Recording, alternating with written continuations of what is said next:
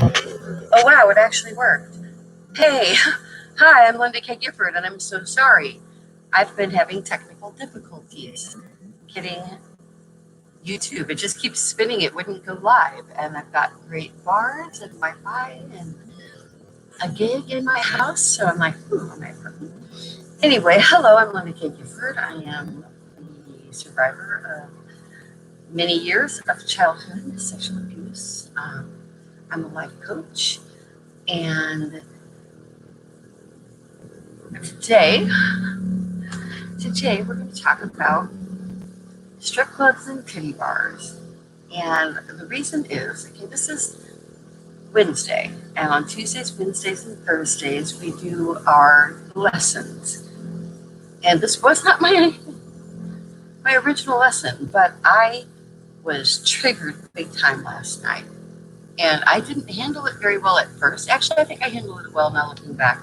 But I could not continue an adult conversation about strip clubs and titty bars, and the fact that somebody I know's parents took them to one when he was like a young child, and he's telling me he's not traumatized by that, and I'm trying to tell him we're not trying to. He listens, he hears, he understands and agrees. You're conditioned. That's conditioning, to be conditioned at that young of an age. So that made me think. And but first we got into a bit of a spat because it might be me calling his parents criminal. People generally don't like it when you call their parents criminal for something that at that time might not have been considered to be such a huge deal. Though I was abused, my parents were good people. They didn't know what was going on, and there would be no occasion that my parents would ever take us into a strip bar. So I do not get that, and I think that was bad. I also am going to say that the friend knows his family, and I do not mean to insult, but damn people, no. Think about what strip clubs really are. Or titty bars. This was a titty bar, topless waitresses. And the justification was there wasn't anywhere else to go. They needed to eat and get a drink. It was in some kind of military base, far, far away in the middle of far, far nowhere or something. I don't know. Nowhere else to go to take your young child into a titty bar. I'm not buying that as a good practice. Now we're talking about over 40 years ago, so I'm going to give a pass. I'm going to give a pass to the living parent in this situation. But here's why. We, in our society, and even the conservatives, the patriarchy, ruling, mythological, believing, evangelical circle, they are the ones who separate. They say they believe in love, and you should have a romantic love and be just with one person, and you're married for life, and all wonderful ideals, good ideals, if that works, and if it's real for both partners. But how can it be real for both partners when we set up a society where these same men would take their own children into a titty bar for any reason? And then, of course, the rite of passage that used to be, and I thought it was a used to be, but evidently it's still a thing. Taking your child as soon as they are of age in your state to a strip club. So way to associate the female body, unless you're into guys or shemas or whatever, just say the human body, but it's largely female, way to equate it with just something to get you hard, basically, something to make you a man, something to desire. It's like, I think it's great to desire humans, don't get me wrong. I just think you should start with the mind. And I don't think that conditioning, that would be fine if it could just emerge on its own, everybody follow their own path, but society 100% preconditions everybody, girls and boys, men and women, everybody, preconditions them to make this split between sexual desire and fulfillment and a love match that's like a family and forever. Because there's also this prevailing idea that nothing lasts forever and you could not be hot and horny with the same person forever. These kind of things, most liberals, progressives I know, shun these kind of perceptions, these kind of ideas. But it's so prevalent that the other half of the people who think like this, they're also your conservative voters. They're also the people that use this as excuses. They use their religion as excuses. I'm only human. I'm infallible. They've already set up the split from a very early age in girls and boys to that us women, us girls, we see men looking at Playboys, looking at talking about strip clubs, this kind of stuff. And we're both disgusted, but also know that we have to be somewhere in that ballpark. We need to bridge the gap between hot but not unmarriable. You want to be fuckable but not unmarriable. It's very ridiculous. It's ridiculous.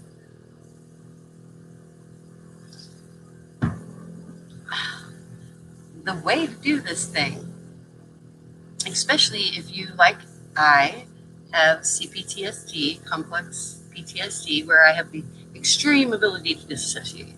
I can disassociate so well that I can become whatever I need to be in at the time. And that's really works well in work, and it's made me very successful at a lot of things. But it doesn't work so well if you're just faking every encounter with every human, especially the ones where you get touch them. You end up going into situations for reasons other than passion. You're going into situations because you need to prove something to yourself. You need to be wanted. You need to feel desirable. You need basically, and this is what we've been talking about. I said on Sunday it's going to be a week thing, so here we go. We're back to masturbation. Masturbation, even I say it like that. Oh, it shouldn't be like that. It should just be the normal thing, the right thing to do, unless you are feeling you've already gotten in my head, my mind, I like you as a person, that kind of feeling, that's real sexual desire and passion. So predisposing people to think that what it means to be a sexual hungry man, a strong man, a man who's desirable, part of that is also liking these things that really make you a disgusting pervert in my book. Actually, that's kind of cruel. I'll back out of that and say maybe a victim of society and training, but you really need to think about it and get a grip.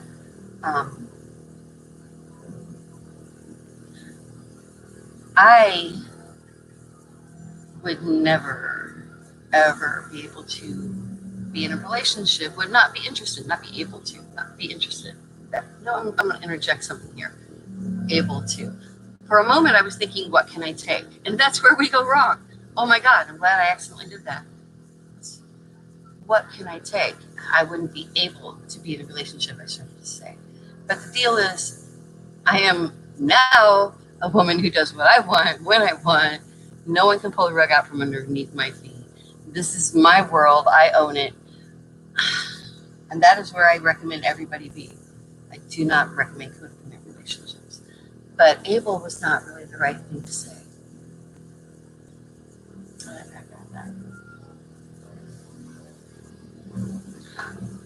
I would not be interested in having a relationship with somebody so non-evolved or not well read enough to realize that they have been, even if they are subject to it, just to realize you have been societally conditioned from a very young age.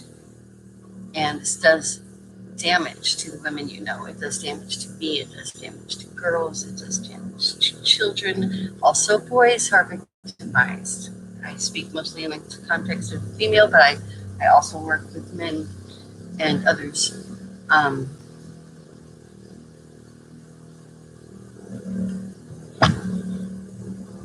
Victimization begins with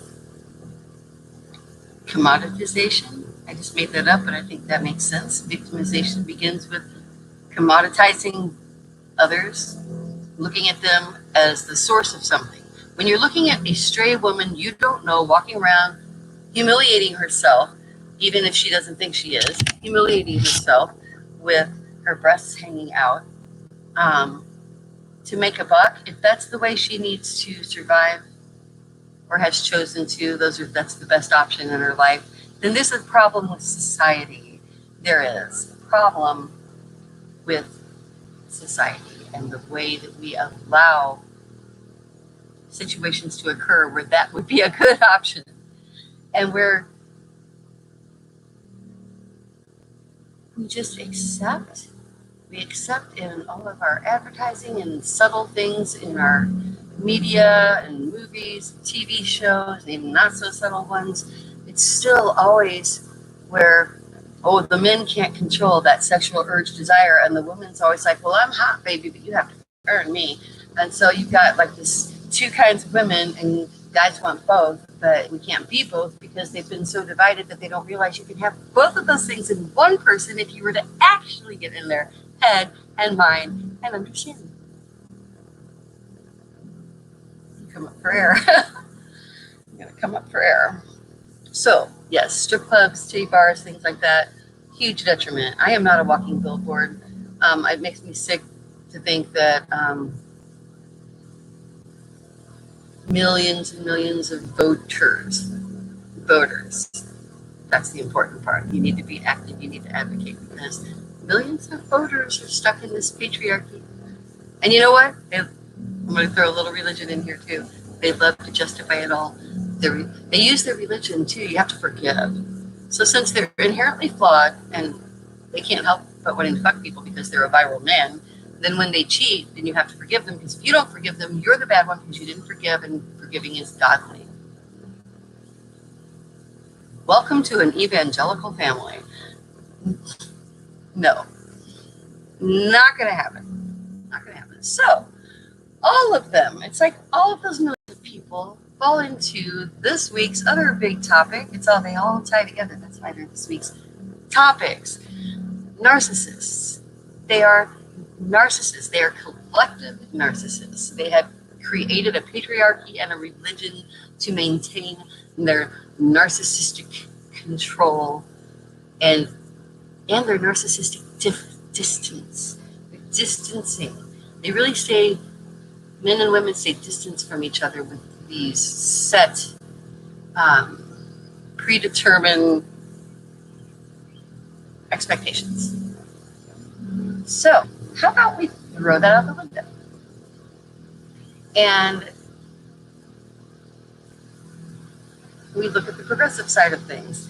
People I know in good relationships that have lasted the test of time, because I've been really studying them. And I've been studying people who were together for decades and then called it off. And I'm like, was that ever love?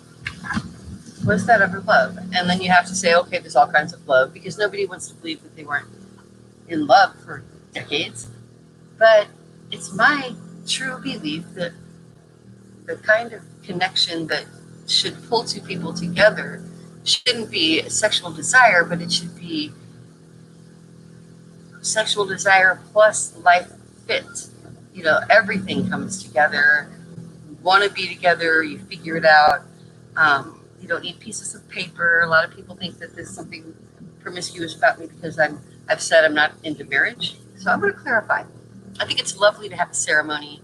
I would someday, if I was going to say I'm going to be with someone, you know, we know we're together forever, it'd be nice to have a ceremony for the family, just a party. Yeah, but I would only make it legal if somebody needed the insurance or if it was a tax advantage or something. And that's fine too. I'm just saying a piece of paper is a piece of paper. But the only reason two people need to be getting together, especially us PTSD survivors who are so capable of being such narcissist food. We are snacks. We are snacks for narcissists. They chew us up like gum and spit us out in the street and then put us under the shoe. They drag us along. Yeah, that's what they do, because we are ripe for the picking, because we can disassociate from ourselves. And we're so busy trying to be worthy that we're trying to be whatever they want us to be. So now you're going to stop that. Here's the lesson part of this, and then we're going to get out of this for today, and we'll talk more tomorrow.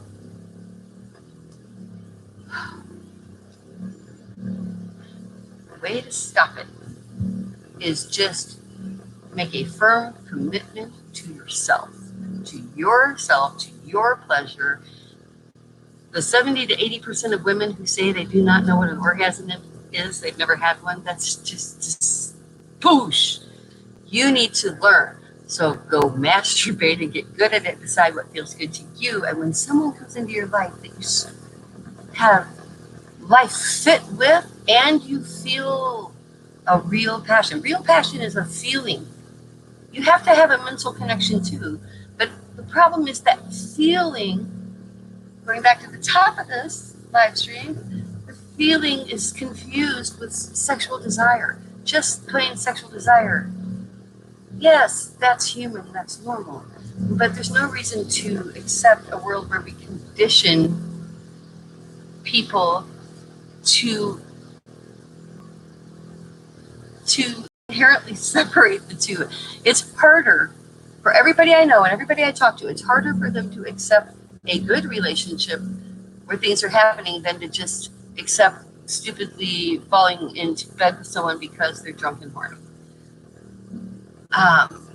When the something that feels good and right comes along, they question at every move because they're waiting for, I know this, I've been there. You're waiting for the other shoe to drop. You're waiting for the rug to get pulled. You're a strong, powerful woman and you're not going to let anyone fuck with you again. So when you start to feel something real, it's back off. But when you need sex, it's easy to fill in the blanks, especially if you're someone who disassociates. And also, like many of us PTSD people, have issues with alcohol or drugs that we turn to, that lower inhibitions and allow us to just dive into that fulfillment phase instead of a society that makes us nurture both our sexuality and our need for emotional connection and life fit all at once. I just think we should whammy kids with that first instead of a bunch of images of raw sex, walking titty ass billboards all over the place. That's just, as a sexual abuse survivor, I think the world would be a better place. And so when these things happen, like when I got this massive trigger last night, I started to get pissed. I raised my voice. I heard myself being yelly and accusey. And then I just said, I need to go. And ended the conversation. And that was where I'm going to be proud of myself, because it's easy to run down, we talked about the rabbit hole you run down with emotions and freak out when you're triggered. Well, that rabbit hole sometimes involves a lot of words spoken in anger or haste to the wrong person. So it's good to check your tongue. Don't run down the verbal rabbit hole either. Back out and think. If you're in an intense, I don't want to call it argument, but if you're intensely disagreeing with somebody that you really care about and respect, really care about and respect, not fear, then the best thing you can do is, and I'm proud of myself, I did it. I didn't run down the verbal rabbit hole, and y'all know I'm very verbal. Imagine when I'm pissed and righteous. Yeah, it's not pretty. There's a reason every one of my husbands thought I should be a lawyer. I like to think of it as good common sense and reason. Yeah. So, don't do that. Just stop. That's my lesson. My lesson is when you feel like everything's out of control, back out, use our past to the present thing that we've already been working on. Go back in my live streams to the past and present ones. One of the titles will say that. Separating the past from the present. And we'll bring that up again. We'll work on that some more. Actually, we'll probably do a whole lot more work with spades next week, because right now I'm still launching the merchandise for Sweet Survivor. The Sweet Survivor Rescue Fund is sweetsurvivor.com, and you can go there now and you can buy products from feelgoodfairtrade.com, my store, which I've joined Sweet Survivor with it to introduce it. Then I'm going to move Sweet Survivor onto its own platform. You know what I'm saying? Computer people, store is feelgoodfairtrade.com, as always. And our products are there. And they're wonderful artisan products from all over the world, from women artisans and lots of rescue groups. Work with a lot of giving women alternatives to sex work and bringing people out of poverty. So this is important stuff. So check us out, feelgoodfairtrade.com. When you go now, you're going to see Sweet Survivor very present right at the top. We're going to have our subscription, the YouTube connection to here, an appointment calendar for my sessions. I'm going to introduce Sweet Survivor, and I am 1 to 2 days away from, I think, having it all complete. So you'll see it kind of popping up, adding things in. The merchandise is adding in today. It's almost finished. I just couldn't get it finished before the live stream, and then I was having technical difficulties, and I'm already running late, and I figured, well, I better come on and talk to you while these thoughts about strip clubs and titty bars being no is bad. Don't set up this dichotomy in us.